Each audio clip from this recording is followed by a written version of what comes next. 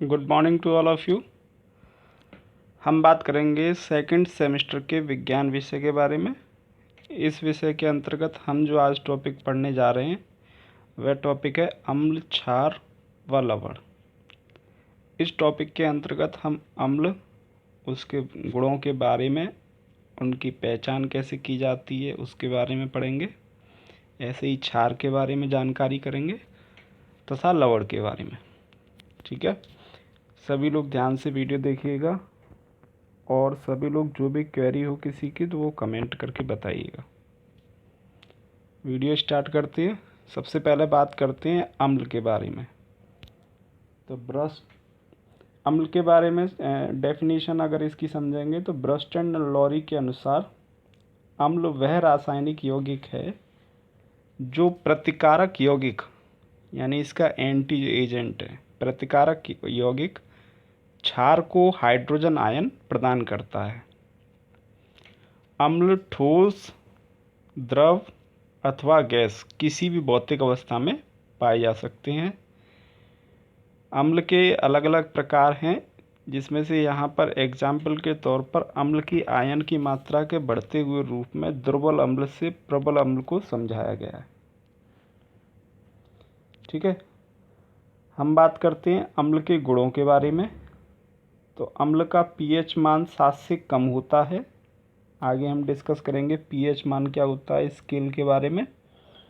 तो उस स्केल पर यदि किसी द्रव या ठोस या गैस का पीएच मान 7 से कम आ रहा है तो वो अम्ल होगा।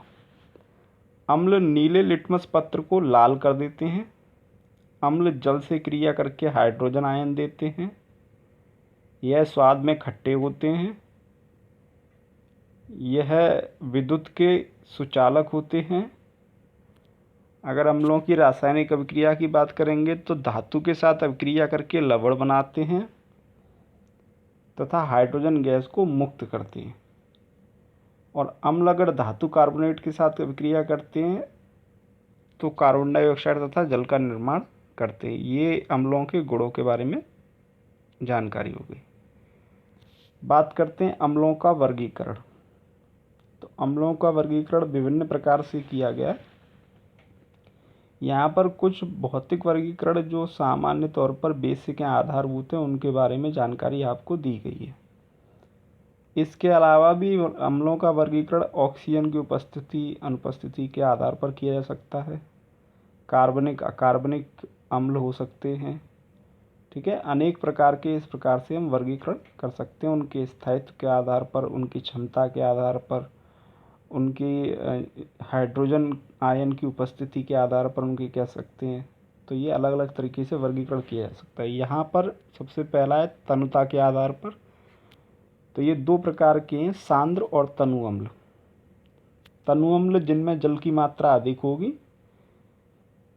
और सांद्र अम्ल जिनमें जल की मात्रा कम होगी सांद्र अम्ल कहलाएंगे। एक बात विशेष नोट पॉइंट ऐसे याद रखिएगा, जब भी अम्ल को तनु बनाना हो तो पानी में अम्ल मिलाएं। इस बात का मतलब ध्यान रखिएगा, समझ लें इसे अच्छे से। जैसे मान लो किसी बर्तन में हमने पानी ले लिया, ठीक है, इस बर्तन में पानी भरा हुआ है, इसमें अम्ल उड़ेलना है, डालना है धीरे धीरे करके, किनारे से लगाते हुए धीरे धीरे करके उड़ेलना है इसके अंदर। ना कि किसी बर्तन में अम्ल भर लें हम और फिर उसमें पानी डालें। ऐसा करेंगे तो उससे एक तरीके से दुर्घटना हो सकती है कोई, और हमारी क्षति हो सकती है, नुकसान हो सकता है हमें किसी भी प्रकार का। तो ये बात हमेशा याद रखिएगा, पानी में अम्ल मिलाना है, ठीक है, ना कि अम्ल में पानी। नेक्स्ट हम बात करेंगे, ये प्रबल अम्ल और दुर्बल अम्ल, ये उनकी क्षारक अम्लता के आधार पर है कि कितने पावरफुल हैं उसके आधार पर।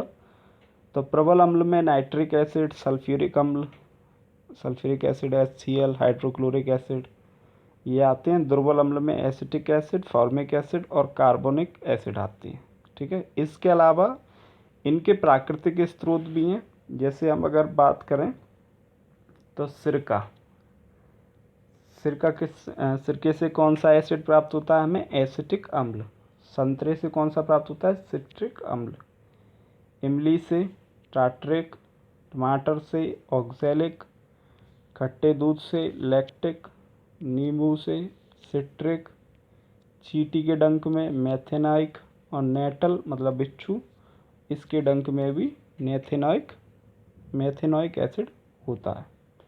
ठीक है, इन सभी के आपको प्राकृतिक स्रोत पता चल गए। किसमें क्या होता है, ये तमाम परीक्षाओं में आपसे पूछे जाते रहते हैं। ऑब्जेक्टिव टाइप क्वेश्चंस में लीनियर क्वेश्चन होते हैं, उनमें आ सकते हैं। ये कुछ रासायनिक अभिक्रियाएं दे रखी हैं। जैसे अम्ल की धातु ऑक्साइड के साथ अगर आप क्रिया कराते हैं, जैसे CaO धातु ऑक्साइड है और HCl एक अम्ल है, और ये क्या है, HCl जो है इसमें ऑक्सीजन की अनुपस्थिति के आधार पर ये अम्ल है ना, और HNO3 क्या है, ऑक्सीजन की उपस्थिति के आधार पर अम्ल है। तो उपस्थिति अनुपस्थिति इसके आधार पर भी अलग अलग प्रकार के अम्ल हो सकते हैं। अगर आप किसी धातु ऑक्साइड की अभिक्रिया अम्ल के साथ कराते हैं तो उससे जल की प्राप्ति होगी, लवण बनेगा एक और जल प्राप्त होगा आपको। ठीक है, ऐसे ही आपने सेकंड रिएक्शन है जिंक ऑक्साइड की नाइट्रिक एसिड के साथ कराई तो आपको जिंक नाइट्रेट प्राप्त हो गया, ये आपको दिखाई दे रहा होगा। और दूसरा क्या हो गया, वाटर आपका बन गया है। ठीक है, ऐसे ही अगर आप नेक्स्ट रिएक्शन देखें, इसको ध्यान रखिएगा, इम्पोर्टेंट रिएक्शन है, बहुत बार परीक्षा में पूछी जाती है, उदासीनीकरण की अभिक्रिया। जब भी अम्ल की अभिक्रिया क्षार के साथ कराई जाती है, किसके साथ? क्षार के साथ कराई जाती है, ये अम्ल है HCl हाइड्रोक्लोरिक एसिड, ये क्षार है NaOH। H आयन जिसमें उपस्थित होगा वो अम्ल, OH आयन जिसमें उपस्थित होगा वो क्षार। यानी अम्ल की अभिक्रिया अगर क्षार के साथ कराई जाए, या कह लो क्षार की अभिक्रिया अम्ल के साथ कराई जाए तो लवण प्राप्त होता है और जल निकलता है। ठीक है, क्या प्राप्त होता है? लवण और जल। यह अभिक्रिया क्या कहलाती है? उदासीनीकरण कहलाती है। ठीक है, या फिर आप ऐसे कह सकते हैं कि लवण बनाने की जो अभिक्रिया होती है उसे उदासीनीकरण की अभिक्रिया कहते हैं।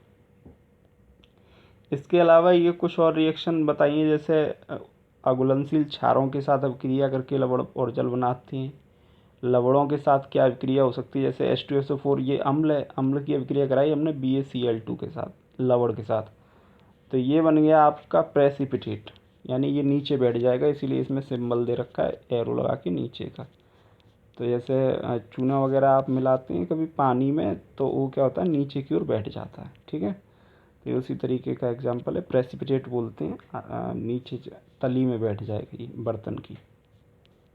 और बाकी HCl जो दूसरा दे रखा है वो ऊपर की तरफ, यानी हवा से हल्का हुआ तो ऊपर की तरफ उड़ जाएगा।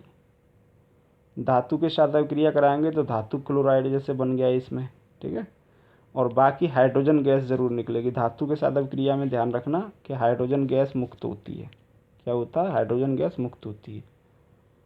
कार्बनिक अम्ल की अभिक्रिया एल्कोहल के साथ अगर आपने कराई तो ईस्टर प्राप्त होगा आपको।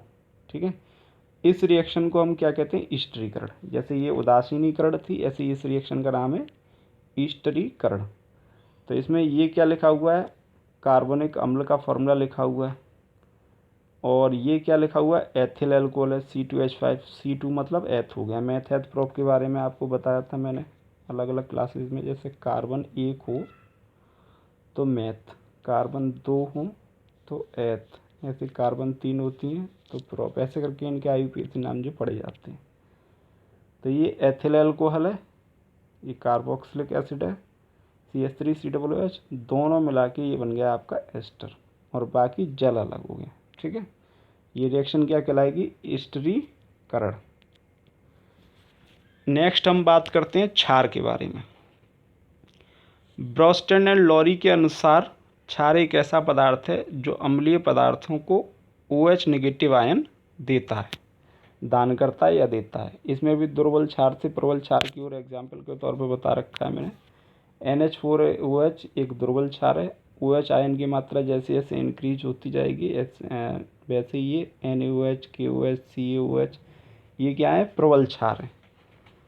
तो ये डेफिनेशन है, ध्यान रखिएगा। नेक्स्ट हम बात करते हैं क्षार के गुणों के बारे में। तो क्षार का स्वाद कैसा होता है? क्षार का स्वाद होता है आपका कड़वा। क्षार लाल लिटमस को नीला कर देते हैं और अम्ल कैसा करते हैं? नीले को लाल कर देते हैं। ठीक है, उसका रिवर्स है बिल्कुल। अम्ल विद्युत के सुचालक थे और क्षार कैसे हैं? विद्युत के कुचालक हैं। क्षार कुछ धातुओं के साथ अभिक्रिया करके लवण तथा हाइड्रोजन बनाते हैं। धातु के साथ क्रिया करने पर क्या बनेगा? लवण तथा हाइड्रोजन। क्षार की अभिक्रिया अगर आपने अधातु ऑक्साइड के साथ कराई तो लवण और जल बनेंगे। ठीक है, लवण और जल। यहाँ लवण और हाइड्रोजन बनेगा कब? धातु के साथ। और अधातु ऑक्साइड के साथ कराएंगे तो लवण और जल। ये आपको ध्यान रखना है, जब रिएक्शन बनती है तो इसी से आपको जानकारी होगी। बात आती है प्राकृतिक स्रोत क्या है। तो जैसे चूने का है कैल्शियम हाइड्रोक्साइड, खाने के सोडे का है sodium hydrogen carbonate, anti acid जो होते हैं, प्रति अम्ल जो होते हैं, उसका है मैग्नीशियम हाइड्रोक्साइड, और कपड़े धोने के साबुन का आप जानते हैं सोडियम कार्बोनेट। तो ये सभी इसके प्राकृतिक स्रोत हैं। लवण की बात करते हैं अब। तीसरा पॉइंट है इस चैप्टर का। लवण वह यौगिक जो किसी अम्ल के एक या अधिक हाइड्रोजन परमाणु को किसी क्षार के एक या अधिक धनायन से विस्थापित करने पर प्राप्त होते हैं या बनते हैं, लवण कहलाते हैं।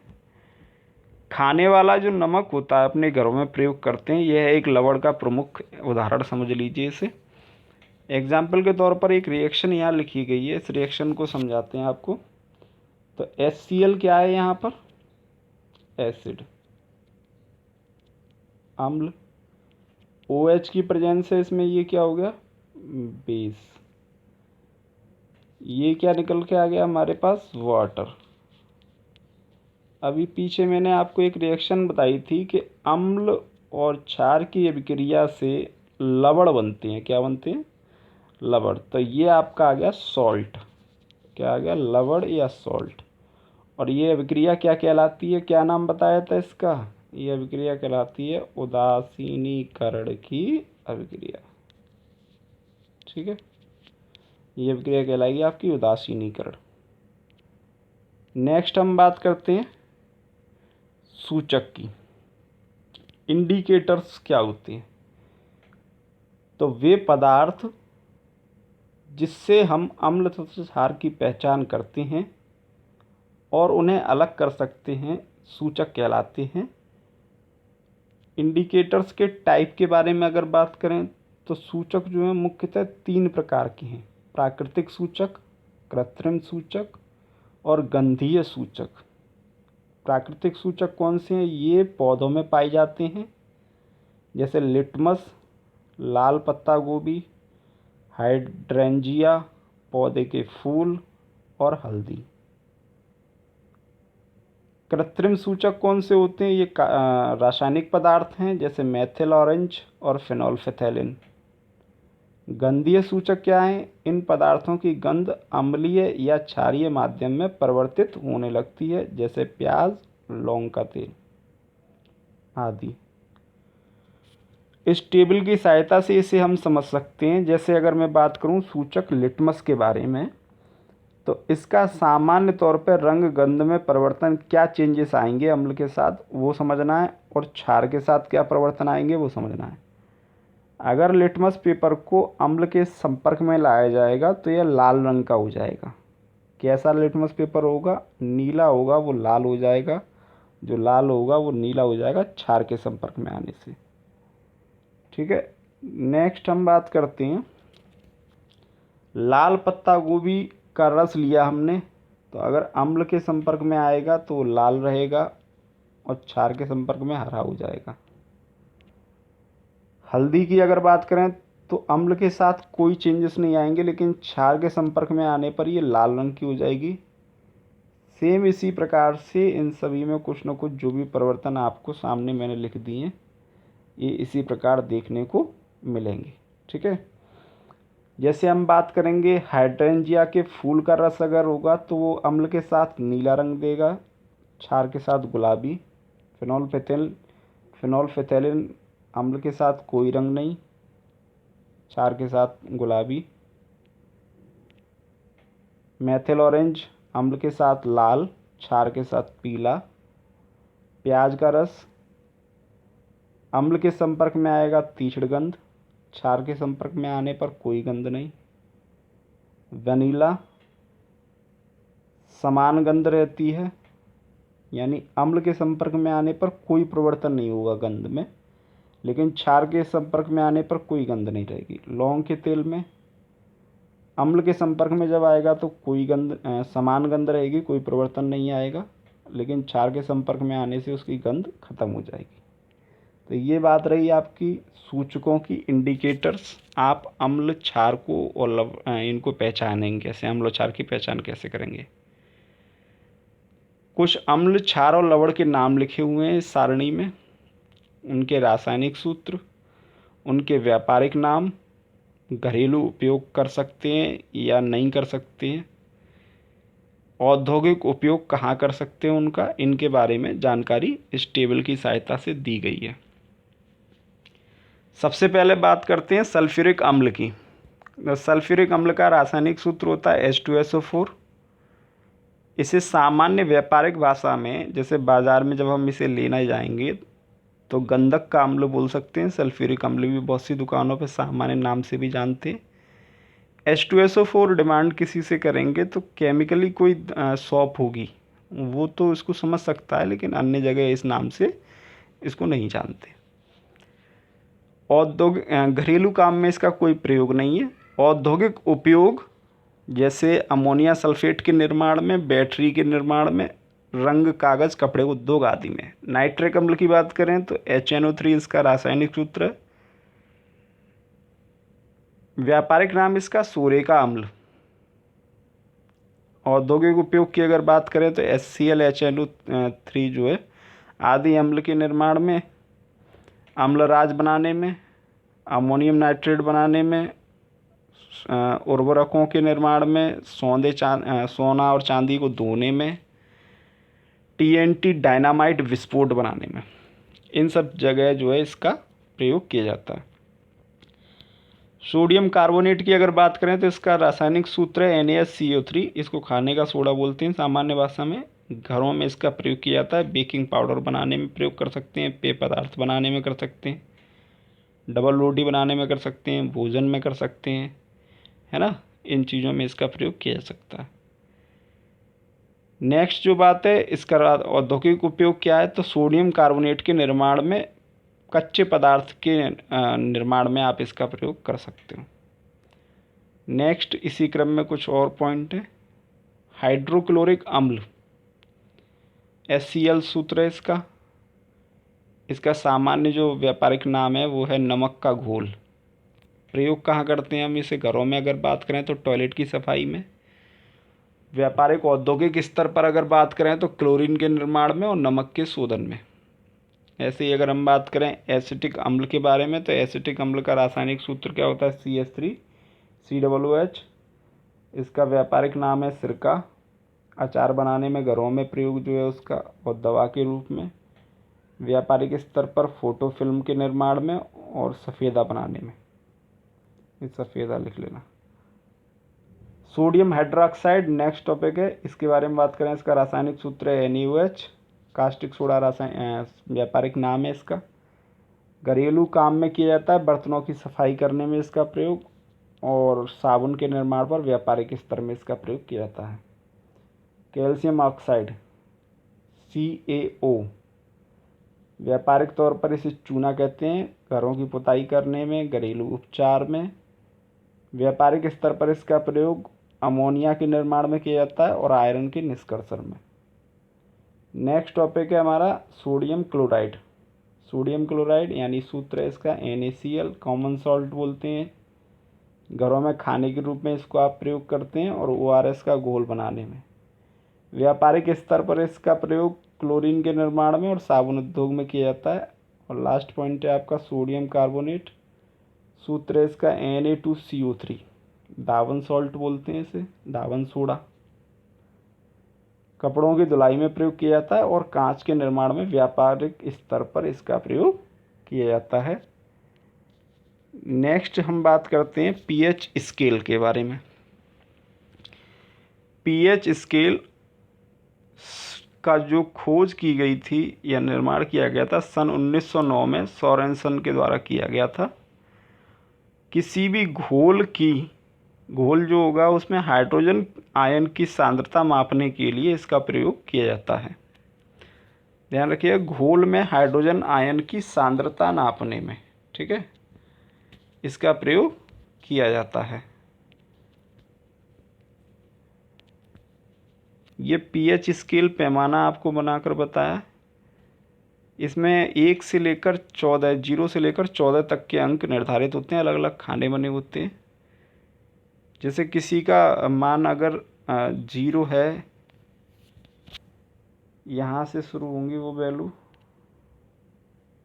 और यहाँ तक एंड है ना 14 तक, 7 के जितने भी मान होंगे करेक्ट 7 पर, ये कहलाएंगे उदासीन। इधर साइड जाने पर क्षारीय, और अगर मान इधर साइड आ रहा है 7 से कम, ये अम्लीय है। यानी वैल्यू 7 से ऊपर तो क्षार, 7 से कम तो अम्ल। इस तरीके से ये पीएच स्केल काम करता है। कुछ एग्जाम्पल इस पे लिखे हुए हैं, जैसे नींबू के रस का जो पीएच वैल्यू होता है 2.2, जठर रस, जठर ग्रंथि में बनता है, इसका पीएच वैल्यू होता है 1.2, शुद्ध जल का 7.7, और जो सामान्य जल हम लोग यूज़ करते हैं अपने खाने पीने में उसका 7.4 होता है। ये डिस्टिल वाटर होते हैं उनका होता है शुद्ध बिल्कुल 7। मिल्क ऑफ मैग्नीशिया का 10, सोडियम हाइड्रोक्साइड 40, नियर अबाउट सबसे हाईएस्ट, क्षारीय सबसे ज़्यादा हो गया ये, ठीक है। नेक्स्ट, ये आपके लिए थोड़ा काम है,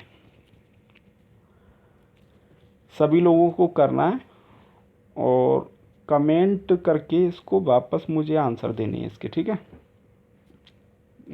अब आप कैसे करोगे इसको वो आप समझिएगा, और बुक वगैरह से देख के ऑनलाइन वगैरह चेक करिएगा, पढ़ाई करिएगा, इस डिटेल में जो भी पढ़ाया उसी से बारे में जानकारी है। और दूसरी चीज़, अगर चाहें तो आप इसका स्क्रीनशॉट वगैरह लेके इनके आंसर पेपर पे राइट करिएगा और उसका फ़ोटो क्लिक करके मुझे सेंड कर देना, है ना। तो सबसे पहले बात करते हैं अम्ल क्षार, पहला क्वेश्चन है ये अम्ल क्षार, क्वेश्चन नंबर 1। अम्ल क्षार एवं लवण छांटने आपको इसमें, है ना, तो आप टेबल बना लेना, अम्ल क्षार लवण 3 कॉलम कर देना ऐसे करके, और अम्ल क्षार और लवण, और इसके नीचे नाम लिख देना जो जो जिसके नीचे आ रहा हो, सिंपल। सेकंड क्वेश्चन आपका जो है उसमें आपको क्या करना है, ये रिएक्शन कंप्लीट करके बतानी है कि ये रिएक्शन क्या होगी। ये क्या है क्षार, ये क्या है अम्ल। क्षार और अम्ल की अभिक्रिया जब कराते हैं तो क्या प्राप्त होते हैं वो आपको यहाँ लिखने हैं, क्या क्या बनता है। ये क्या है धातु, ये क्या है अम्ल। तो धातु की अभिक्रिया अम्ल के साथ कराई जाए या अम्ल की अभिक्रिया धातु के साथ कराई जाए तो आपकी रिएक्शन में क्या प्राप्त होता है आप उसके बारे में लिखिएगा। इसी वीडियो में इनके आंसर आपको बोले गए हैं, ठीक है, ध्यान से सुनेंगे तो आपको सभी आंसर मिल जाएंगे। नेक्स्ट बात करते हैं, एक ये काम करना है आपको कि एक पेपर पर इस तरीके से टेबल बनाइएगा और ये 9 चीज़ें आपके सामने जो लिखी गई हैं ये नाम लिखिएगा 9। इनके आपको सामने पीएच मान लिखने हैं, जो भी लगभग में आपको जानकारी हो या कहीं से आपने पढ़े हों। क्या क्या लिखना है आपको, सबसे पहला पीएच मान लिखना है लार का। लार का जो पीएच मान लिखना है वो लिखना है आपको खाने से पहले और खाने के बाद दोनों। थर्ड क्वेश्चन आपको लिखना है नींबू के रस का पीएच मान, गाजर के रस का, ये रंग नहीं है रसी का लिखना है ना, गाजर का, ये गाजर का पीएच मान है रस। नेक्स्ट है कॉफ़ी, टमाटर, नल का जल यानी सामान्य जल जो मैंने अभी आपको बताया भी था, NaOH और HCl। इन सभी के pH मान आपको एक पेपर पर लिखने, या फिर डायरेक्ट आप मैसेज करना चाहें तो डायरेक्ट नंबर लिख के मुझे मैसेज कर देना। ठीक है, ये आपका होमवर्क रहा। सभी लोग वीडियो देखिएगा और आंसर अपने जो भी हों वो मुझे व्हाट्सएप या फिर टेलीग्राम ग्रुप पे भी कर सकते हैं। ठीक है, नहीं हो तो डायरेक्ट मुझे मैसेज करिएगा। Okay, be safe, stay at home.